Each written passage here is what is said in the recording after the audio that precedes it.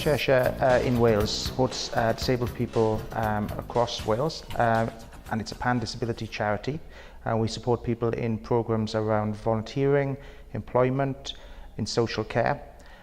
We work with campaigns, speak to Welsh Government to try and raise the important issues for people with disability. In terms of Sctrictly Cymru, we did a sponsored bike ride last year for awareness raising and to raise funds to get disabled people involved in sport and get them healthy and active.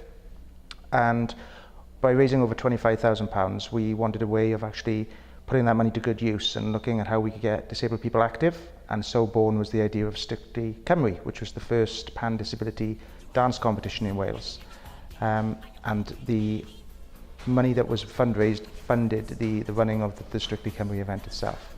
The grant is actually going to enable us to use the funds to roll out 18-19 Sctrictly Cymru, which last year reached 100 people. We're looking to reach double that this year with 200 participants that have really enriched and benefited from the competition by taking part in the training, the coaching, the mentoring, and just the fun and the entertainment really and social aspect of dancing for the first time in many cases.